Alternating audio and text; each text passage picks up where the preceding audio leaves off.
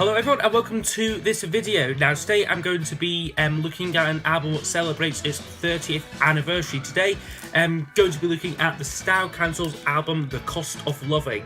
This was released on the 7th of February in 1987. This album came after the success of the album Our Favourite Shop almost 2 years previous. However, unlike the band's first 2 years, no unique singles followed that album. Instead, we just got rehashed songs from the Our Favourite Shop album.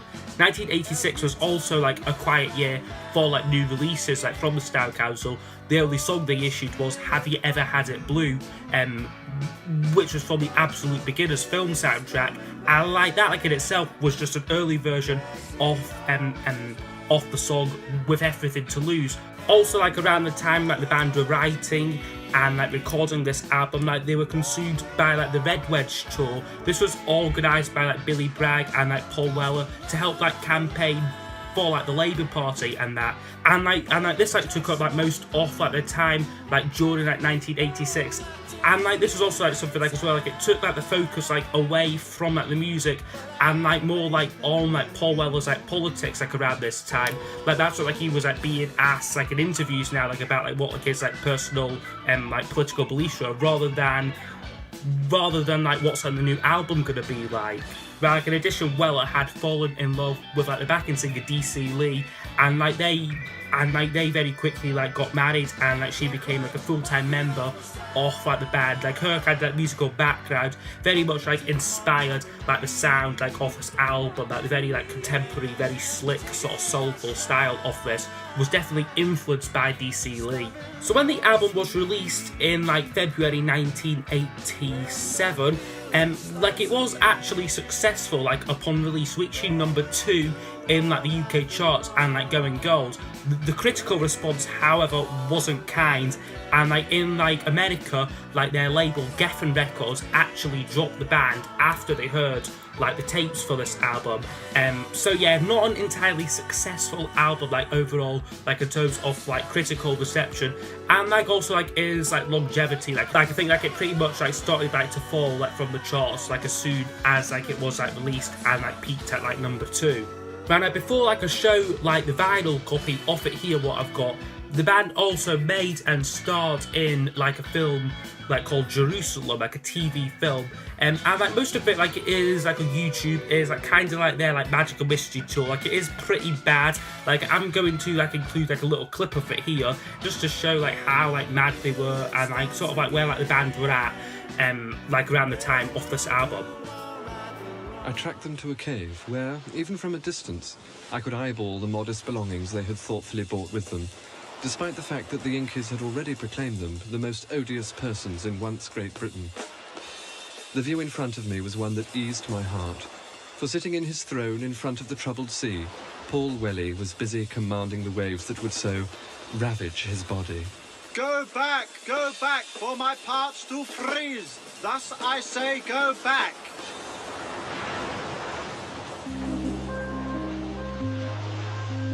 Behind him, his partner, Michael Talbot, dressed in a gold lame cloak and sporting the Edwardian, was busy with his mighty plonkalodium, adding the final touches to an unfinished Stravinsky symphony he had discovered in a disused priory.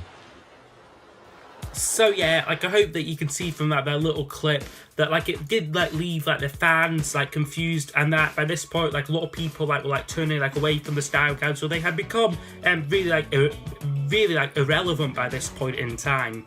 And I'm now going to show you my vinyl copy of it here. This is a original UK pressing. I believe the American versions what came out were slightly different. They had a completely different cover and whatnot. This is the famous orange cover here. Very plain, very pretty awful cover, inspired by the White Album by the Beatles. Sort of in nice sort of text there, slightly different shade of orange. Just says TSC, the Style Council. Inside gatefold is also rather minimalistic, just a picture of the band and the track listed there. There's 9 songs on the album in total. Interesting thing with this is it is pressed on 2 LPs, what play at like 45 RPM must have been one of the first albums that done that. Like I know that like this is like quite a popular thing now with like modern like remasters, like they'll press like classic albums on like 2 LPs what play at like 45 RPM. Like supposed to get like better like sound quality and like whatnot, but there we are, just like there's one of the records. The other sleeve, and the sleeves look like this here. Again, continuing like the orange design, and like lyrics and credits and whatnot. The other sleeve looks like this. So we have picture of Mick there and lyrics, and then the musings from the Cappuccino Kid, and like the sleeve notes there on the other side, plus the other records in here as well. So you do get like a lot like with this vinyl, 2 LPs, like nice album artwork like as well, and that like nice sleeves and that. So yeah, like overall a nice little package here. So yeah, I'm now going to go over all of the album songs. I will score each song out of 10, and then those scores will be used to give us a overall percentage marking for the album.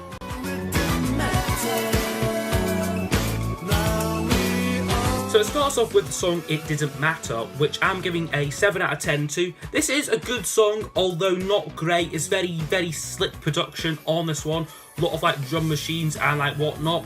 I do feel though this one like is like a bit of like a lackluster performance, like especially like Weller's vocal. Sounds a little bit like half-hearted and that.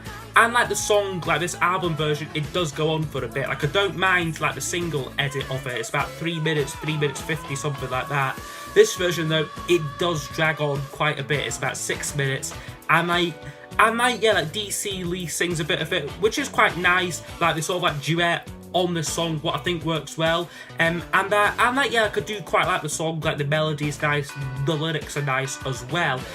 This was also the lead single from the album as well. And like it did perform well on like the UK singles charts, peaking at number 9. However, this would become Paul Weller's last UK top 10 hit, like until like the mid-90s, that where like his like career would have like a massive comeback. So yeah, a pretty good song to start the album, like I have to say.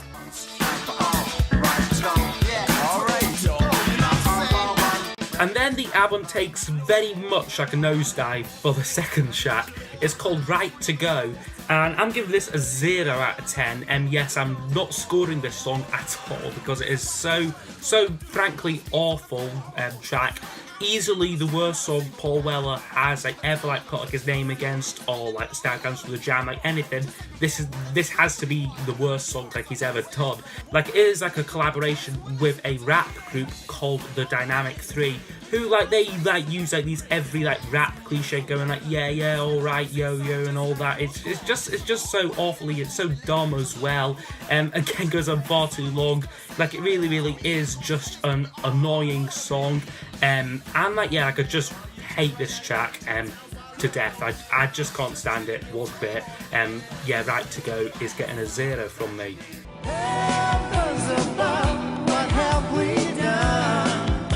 However, the album does pick up with the next song, which is called Heavens Above, which I'm giving a 8 out of 10 to. This is probably the best song like on like, the album, like as we said, a very fun, very soulful number.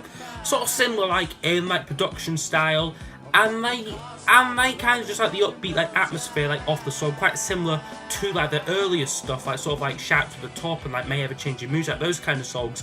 And like it's also like not as dated as like much of this album. Like it doesn't have that kind of like instantly like sort of like 80s sound to it. Like it is like really good. The chorus is like a little bit annoying like the Heavens Above Heavens bit.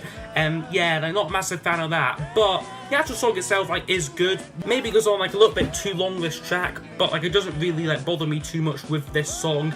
And like it's got like a nice like wee like music video as well, a clip taken from like the film Jerusalem. Probably the best thing like about that cinematic disaster, like if like you ask me. So yeah, Heavens Above, a pretty good song here, an 8 out of 10. Could such a land ever exist? Fourth track into the album is a song called Fairy Tales, which I'm giving a 6 out of 10 to. This is like, for what I remember of the song, quite like an upbeat sounding track, but like it's also very forgettable, like very underwhelming melody. and like basic lyrics, and that is just like an average song. But I do remember quite enjoying this one like a little bit, but it's one what I could just like can't like remember like off like the top of my head. So yeah, that's Fairy Tales and a 6 out of 10.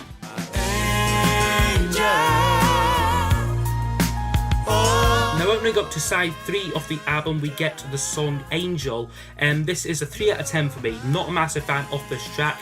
This is a cover like off like a song like originally done by like a lady called Anita Baker. This one is like sung by DC Lee. She sings pretty much like this whole song, and like it's kind of like she's sort of like by trade, like if like you will, like, she's like a backing vocalist. She was like originally with like Wham before like she joined like the Style Council and that, who like kind of like she isn't really like suited like to sing in lead. She does have like a little bit of like a weaker sort of like solo singing voice, and like it does kind of show this song. Like I'm not like a massive fan like of like the track itself. Like I think like the actual song is like very bland, very generic song, and like the chorus as well is like really annoying as well. So like the angel, it's just really not for me. Really very sugary, syrupy, sweet.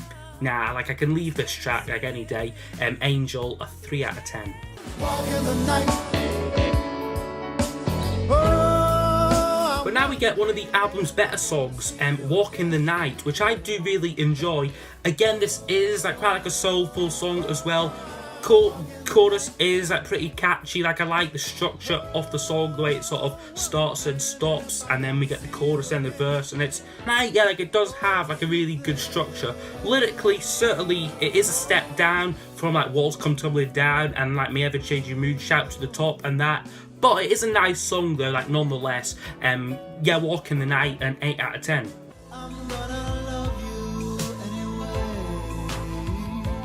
So now we are on to the final side of this album.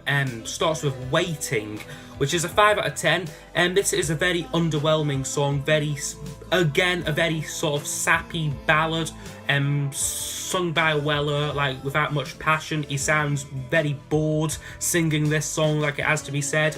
The tune is like quite meandering and that, but like it's certainly not like unlistenable. Just very bland, and like that, like the video clip of this song, I mean like Weller like and Talbot just look bored out of their minds, like miming like the way through this song.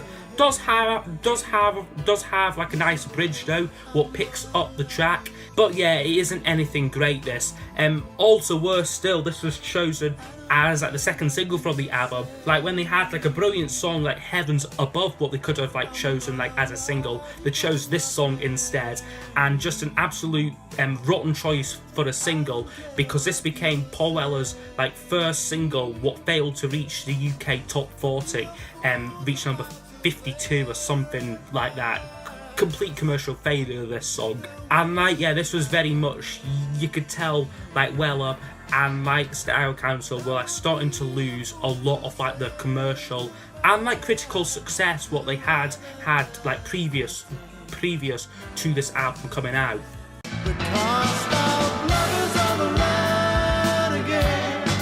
That's now the penultimate track on the album is the title song, The Cost of Loving, which is a really great song, I feel. Although I would say I do vastly prefer like the acoustic version what you get on this, which is the single to the song Wanted. And this single is fantastic. This is like a non-album single, came out shortly after the album. And like it is kind of just everything like what the album isn't. It's very fun, very soulful, very good like lyrically like as well, I think. So yeah, brilliant single. Just such a shame that like the song Wanted didn't make it onto the album. Would have been a fantastic addition, I feel. But anyway, The Cost of Loving though, this album version is like a little bit like overproduced, and like it is like a little bit like weaker vocally like as well, like from Weller. But that's like one thing what like runs through this album, slightly weaker vocals like from like Paul Weller. Like I don't think that he is like singing like as good as like he normally does like on this album. And like yeah, like this and like yeah, like back to like this song, like I think like it is like a good song. Weller still performs this song like live like to this day, like on occasion, and that yeah, it is just like a slightly better reworked like as like like as like a more sort of stripped down like acoustic version, like as opposed to the longer, more like produced version what we get on the album. But a good song is a good song, like at the end of the day, and this is a good song. The Cost of Loving, an 8 out of 10. Hush, little baby, don't you cry.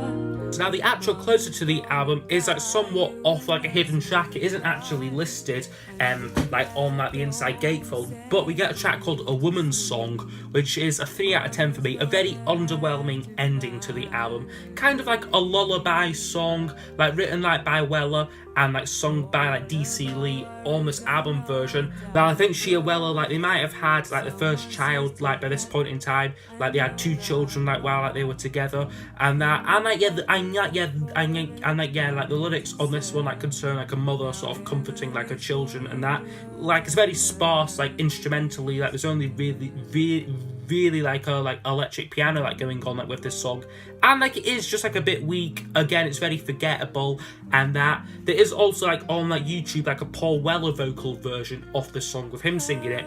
Unfortunately though, that's not much better either. Like again, like I just think that this is like a weak song overall. A Woman's Song gets in a 3 out of 10. So overall, this album scores 53%, which isn't a great score. Like I'm not gonna lie, this is like the second lowest album score what I have ever reviewed actually. So yeah, not brilliant by any means. It's a very messy album, I have to say. There are a couple of like great songs on here though. Heavens Above is really great. Walk in the Night is very good as well. It Didn't Matter again is also a good song, as is The Cost of Loving. And like that, yeah, like he had some great songs like around this time, but there's also a lot of underwhelming tracks on this album, a lot of filler. Plus like the one song what I can't stand, Right to Go, is just a pile of crap, that song basically. And yeah, this is for me anyway the weakest album what Paul Weller has ever released. To sum it up nicely, the Enemy magazine like a couple of like years ago like placed this album like on like a list of albums what should have been EPs, and that fits this album perfectly because yeah, we do get a couple of like great songs what would really fit like on like a cracking EP, but then there is a lot of filler around this album as well, just very inconsistent and that. So yeah, I hope you have like enjoyed this review. I would like to know what you think of this album like down below, like if like you have heard it, and like yeah, like if you have like any requests for future album reviews, please do also leave them down below. So yeah, I will see you all next time for the next video. Goodbye.